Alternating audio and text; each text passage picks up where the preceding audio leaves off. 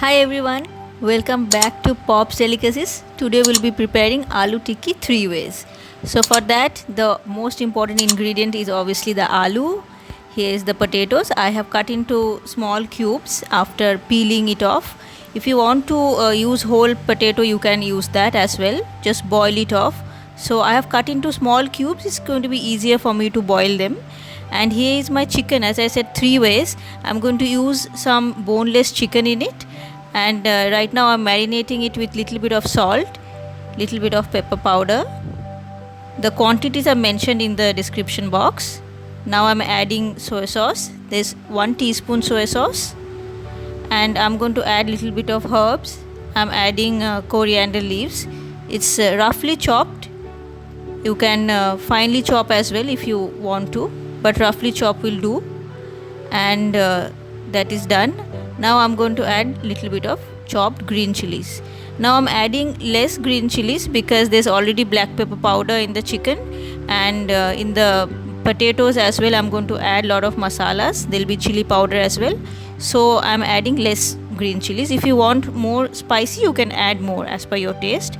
Now let's give it a gentle mix like this with your spoon, or even you can use your hands.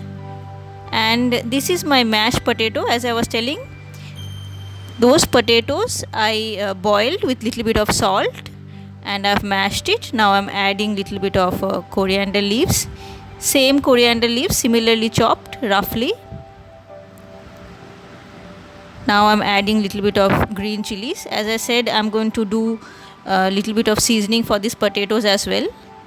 Salt. Now salt, just have a taste after boiling the potatoes, because you're going to boil the potatoes with little bit of salt as well. Red chili powder, garam masala powder, pepper powder, and I'm adding roasted cumin powder. Now give it a mix. All the masala powders should be mixed well with the potato. And to this I am going to add 1 tablespoon corn flour or corn starch, whatever you call it. Mix it well with the potatoes. There should not be lumps of corn flour in it. If you give it a little bit of time, the moisture from the potatoes will go inside the corn flour and it will be mixed properly. Now that marinated chicken that I had kept, I am just frying it off. Give it 5 to 6 minutes. It will be done. Do it on medium flame.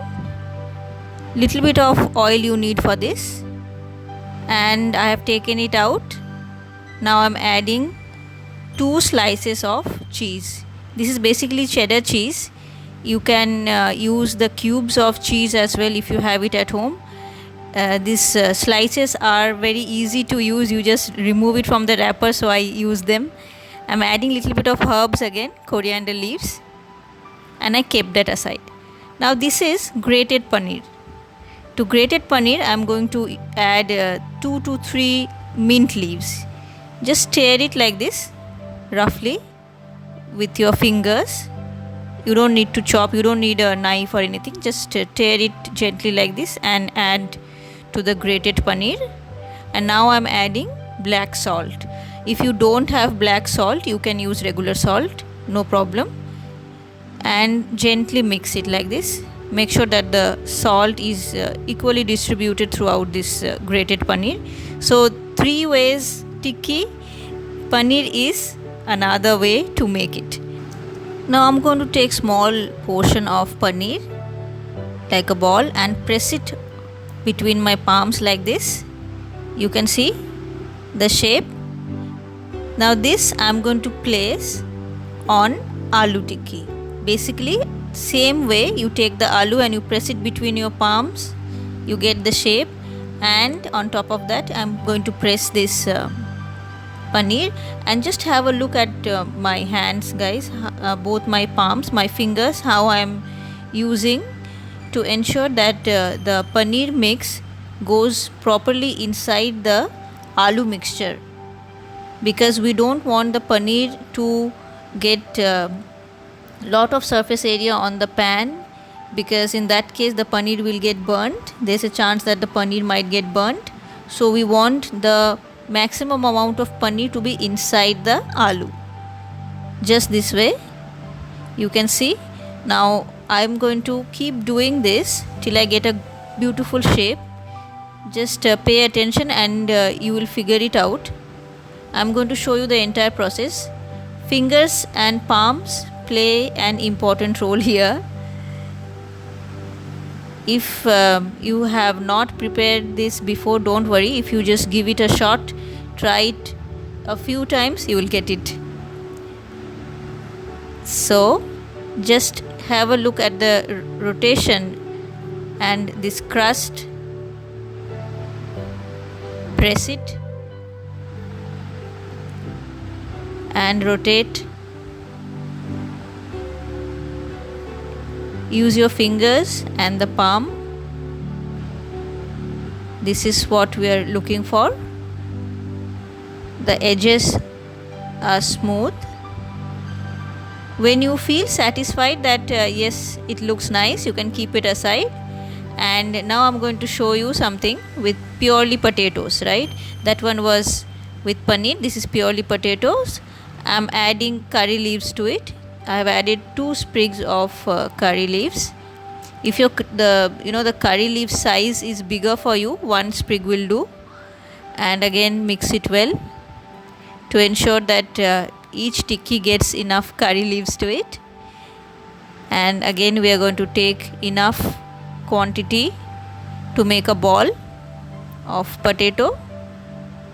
Just have a look at my fingers, my palm, how I'm using, and create a ball like this.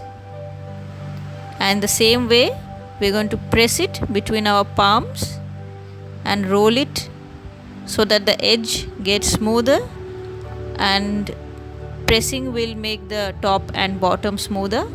So we want a fairly circular shaped tikki. So we move it like this.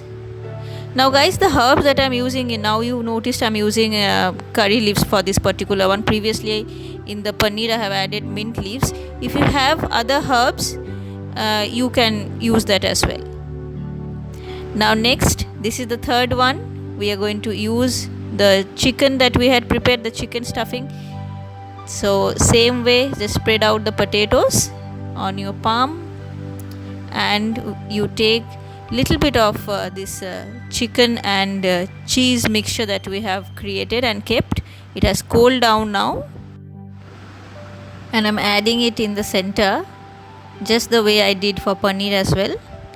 Now guys, remember that all these mixtures that we are using, be it the chicken stuffing or the aloo, everything is cold. It's in room temperature, okay?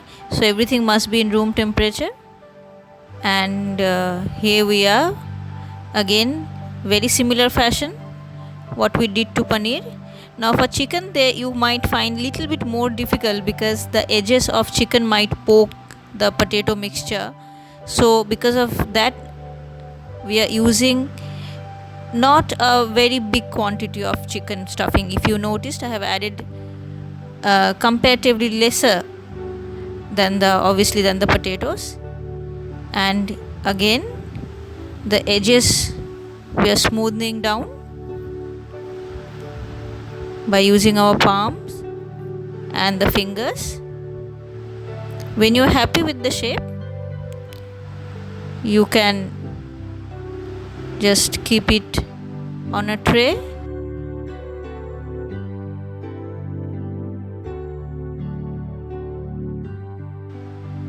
Just like this. So I have the paneer ones, the plain potatoes, and the one that I have added chicken. So it's very hard to say by just looking at them now. So it's like assorted dish of aloo tikkis. It's like surprise, you never know which one you're gonna get next. But for my vegetarian friends, please, obviously you know what you have to do. You have to avoid the chicken. Now I'm adding my tikkis in a hot pan with little bit of oil. We are going to shallow fry them.